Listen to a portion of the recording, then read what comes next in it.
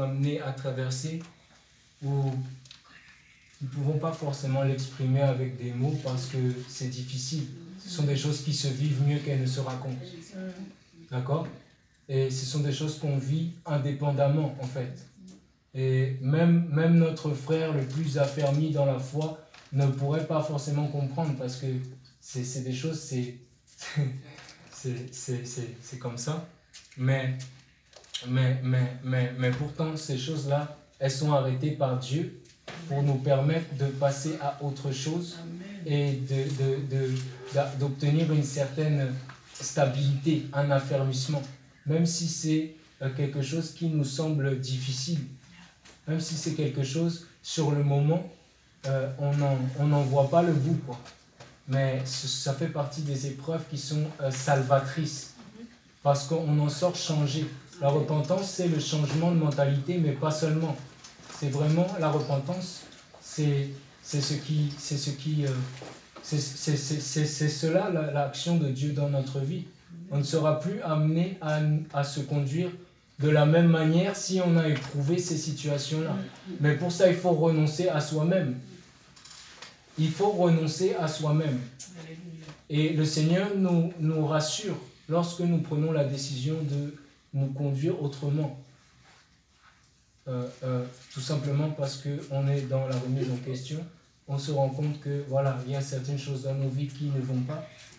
La sanctification, c'est être mis à part des choses profanes. Dieu, il veut une vierge pure. Il n'y a pas de mélange dans sa volonté parfaite. Et la volonté parfaite, c'est ce que nous devons rechercher. Amen. Il n'y a pas de partialité. Dieu ne tient pas égard à l'apparence extérieure des hommes. Ce qu'il veut, c'est ton cœur. Dans le livre de Luc. Va ouvrir Luc. Luc chapitre combien? Luc 11. Verset combien? Je vais te dire ça.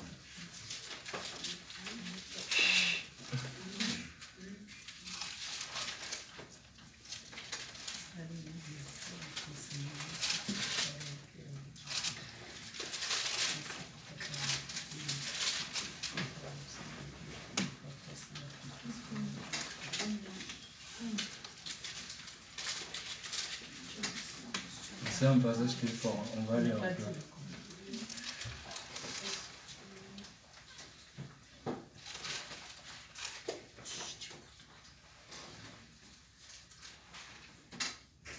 On va lire à partir du verset 37, s'il vous plaît. Luc 11, Luc chapitre 11, verset 37.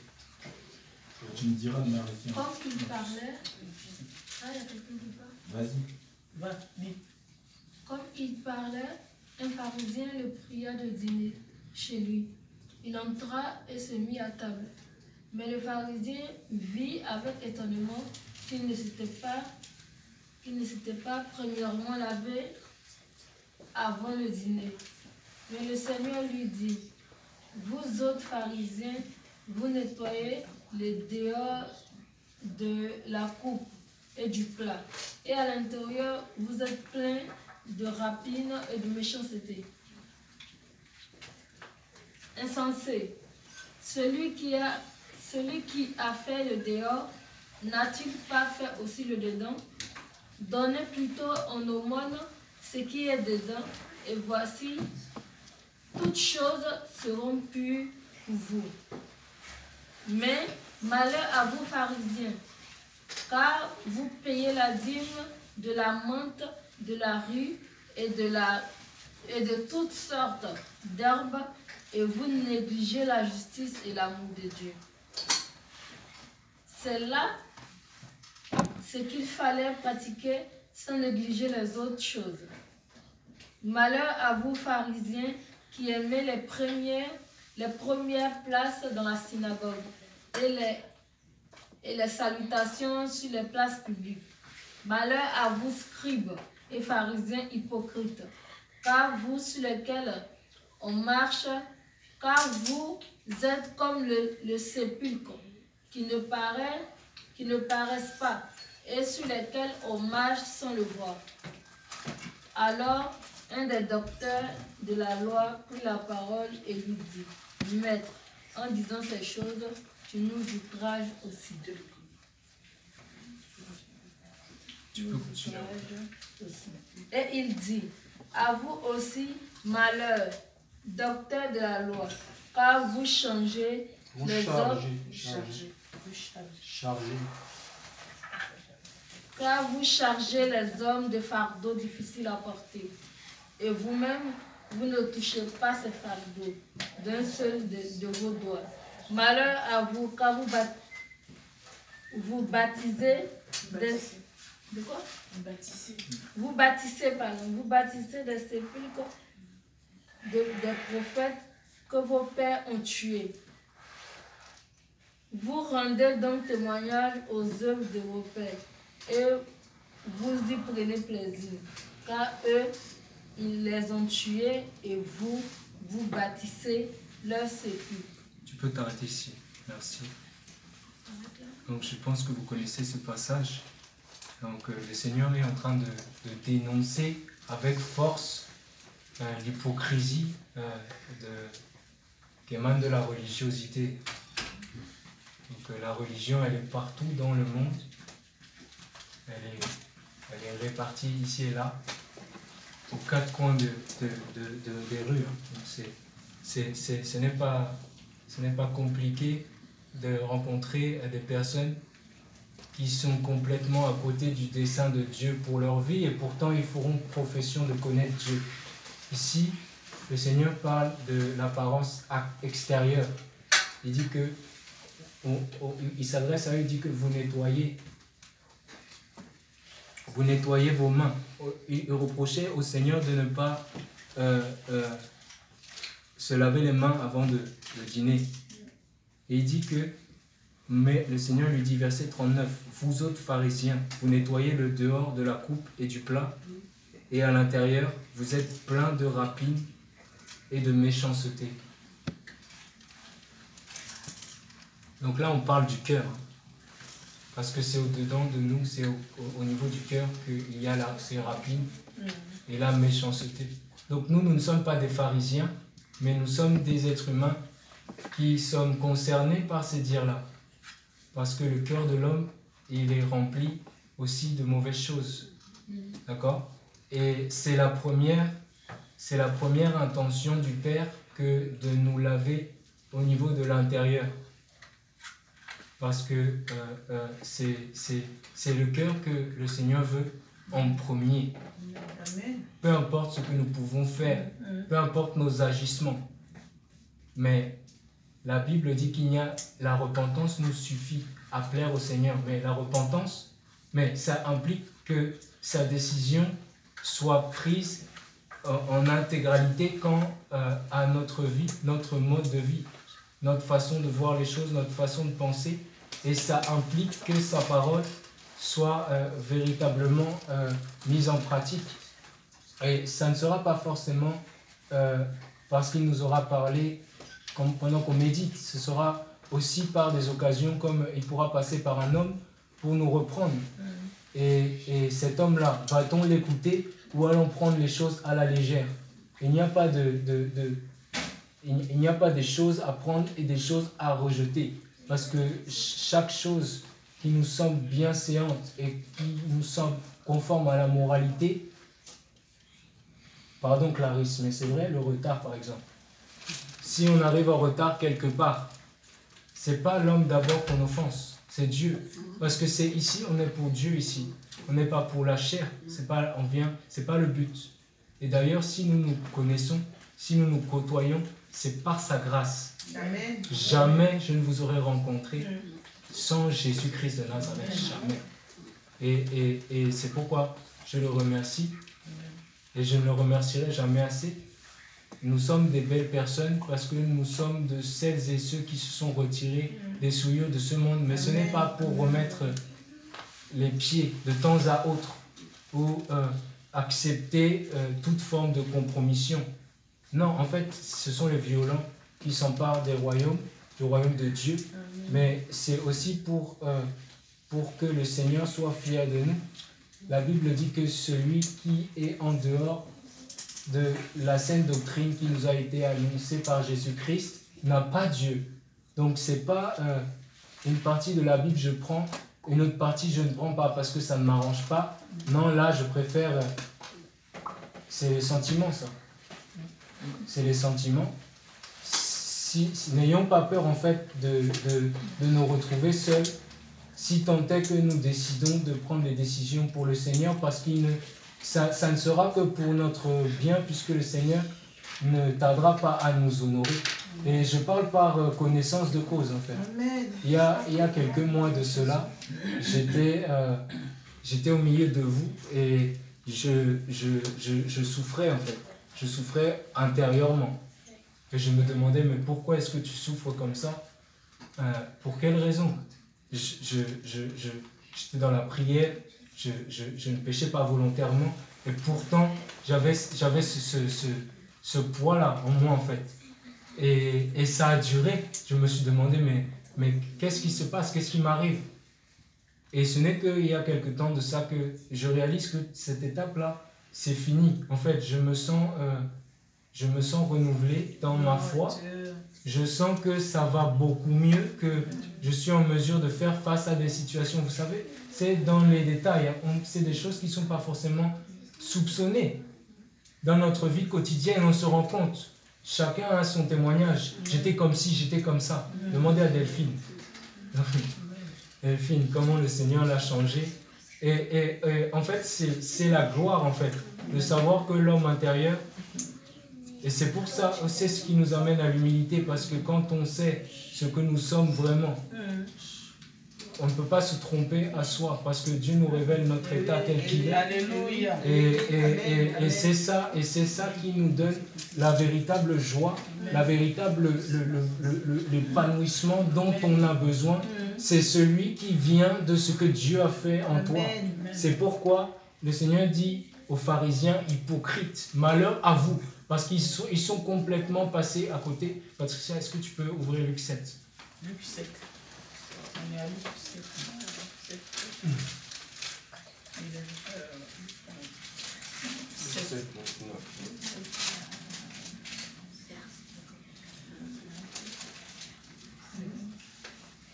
Luc 7.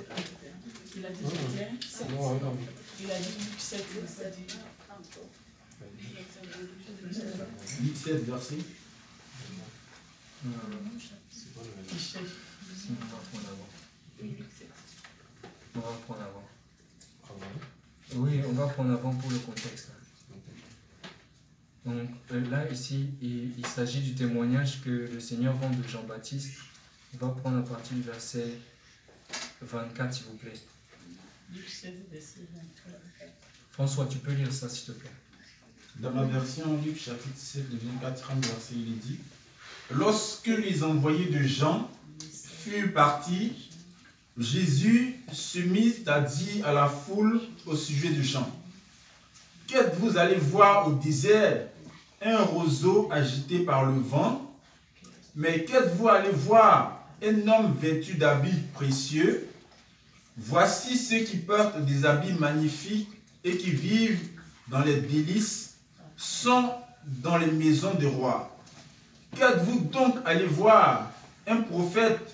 Oui, vous dis-je, et plus qu'un prophète.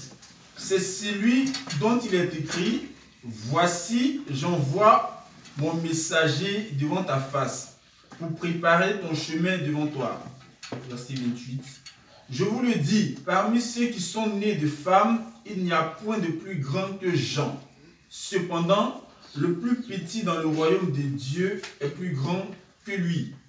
Et tout le peuple qui l'a entendu, et même les publicains, ont justifié Dieu, en se faisant baptiser du baptême de Jean. Verset 30. Verset 30. Mais les pharisiens et les docteurs de la loi, en ne se faisant pas baptiser par lui, ont rendu nul à leur égard le dessein de Dieu. Amen. Amen. Dans ma version, il est écrit: mais les pharisiens et les docteurs de la loi, qui n'avaient pas été baptisés par lui, rendirent le dessein de Dieu inutile à leur égard. Voilà, donc encore les pharisiens que le Seigneur dénonce dans Luc 11. Au point même où un docteur de la loi se lève pour dire: mais Seigneur, en disant ces choses, tu nous outrages aussi. Donc même les autorités religieuses de l'époque étaient concernées par ce que Jésus dénonçait, tout simplement parce qu'ils n'avaient pas été en mesure de comprendre ce que Dieu attendait d'eux, et ils n'avaient pas saisi le mouvement de l'esprit. Encore aujourd'hui, il y a des hommes et des femmes qui ne saisissent pas les desseins de Dieu pour leur vie et qui sont dans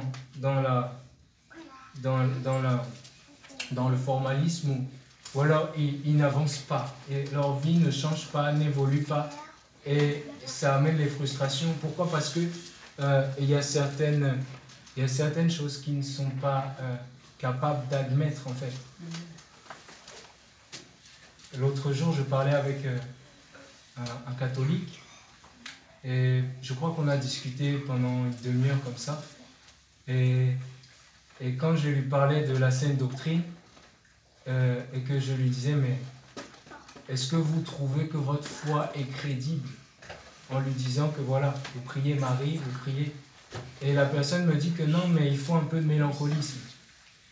D'accord? Donc on lui dit qu'il ne faut pas interroger les morts, mais il va trouver bon de se confier dans les défunts en priant les morts. Et il va vous répondre que non, il faut un peu de mélancolisme. On ne va pas prendre tout à la lettre. Et pourtant, c'est la lettre qui vient d'en haut. Donc comment est-ce qu'on va, on va la prendre avec légèreté? Et c'est ici le reproche que le Seigneur faisait aux pharisiens, parce qu'ils étaient dans l'apparence, dans la luxure.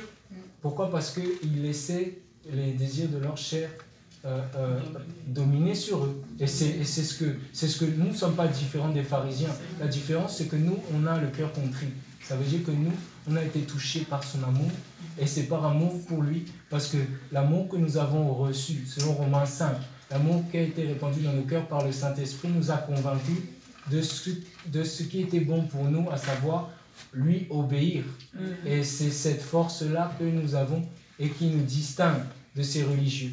Quant aux pharisiens, eux, ils avaient considéré ce qui frappait l'œil à leur époque, voyant Jean, qui portait pourtant le témoignage. Jean portait le témoignage de Christ, et pourtant ils ne l'ont pas accepté comme tel, ils ont préféré passer à côté.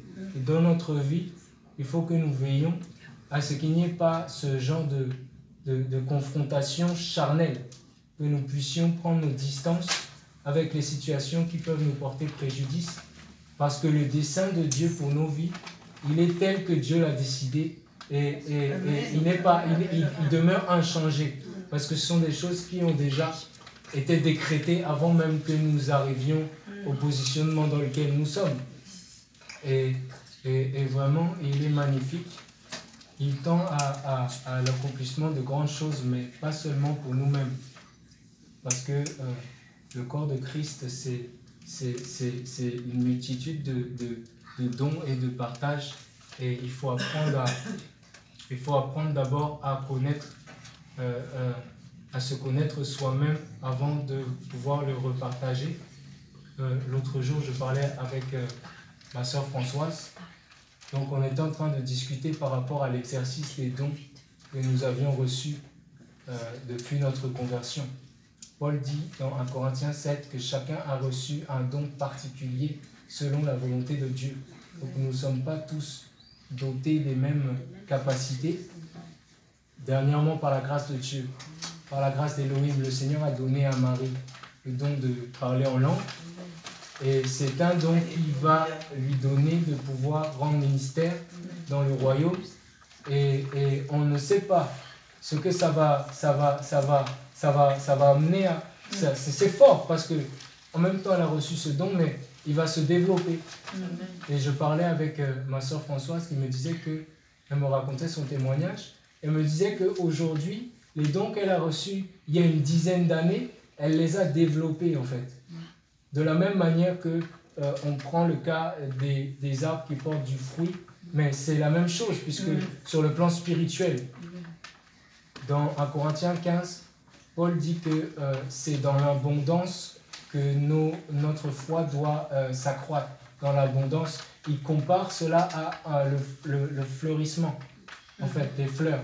D'accord? Et on sait très bien que la fleur passe par différentes étapes, que ce soit le germe, le bourgeon, les fleurs, puis après, on voit les fruits. C'est étape par étape.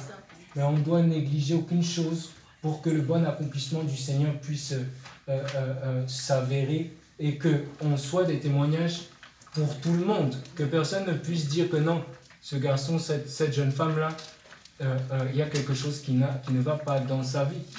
Et pourtant, on peut être au milieu d'un rassemblement comme cela et ne pas vivre le plan parfait de Dieu pour nos vies. Pourquoi? Parce que dans notre cœur, il y a des choses qui sont encore retenues.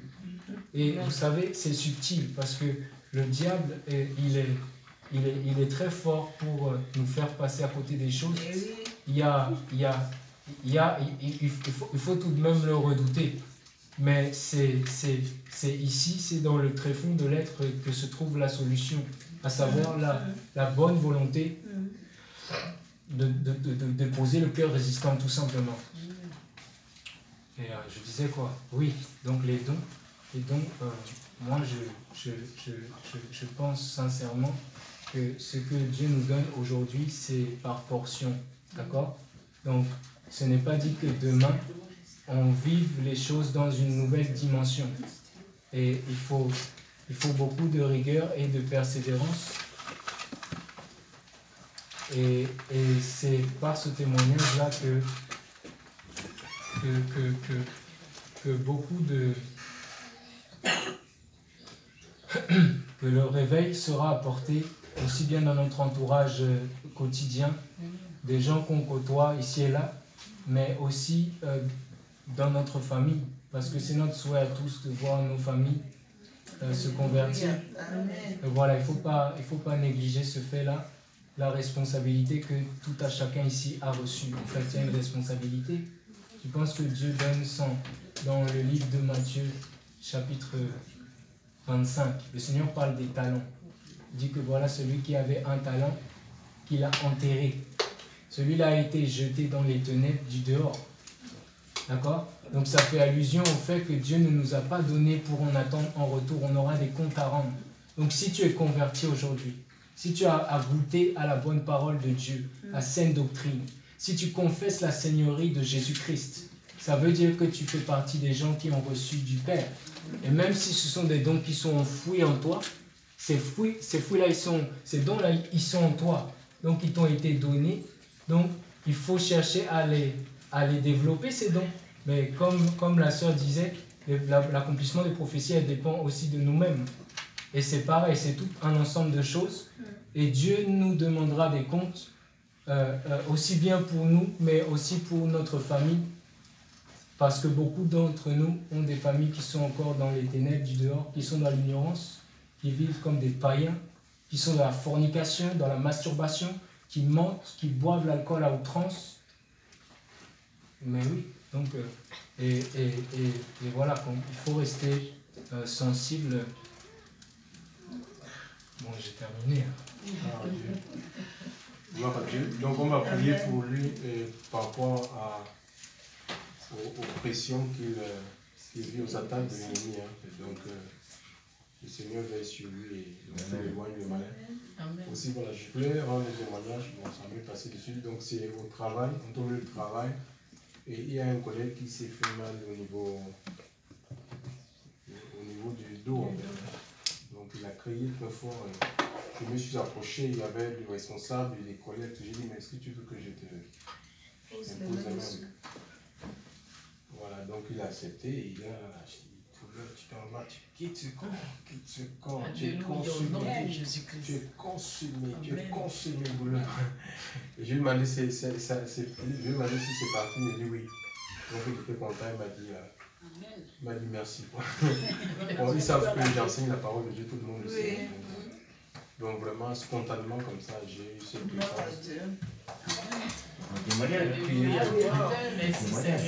Au milieu de l'usine, quoi. C'est le Seigneur qui permet certaines choses. C'est sentir fort qu'il faut que je le fasse. Quoi. Je disais non, mais la responsable là, est-ce que... Non, vraiment, j'ai senti au fond de moi, il faut que je le fasse. Je lui ai demandé, il a dit oui. Donc j'ai posé les mains pour le petit enfant. Et le Seigneur l'a restauré en fait. La concurrence, il m'est arrivé quelque chose sur le but des soins, il y a, je sais pas, 2-3 ans. Et une copine, elle avait au moins 6 ou 7 coupures dentaires. Et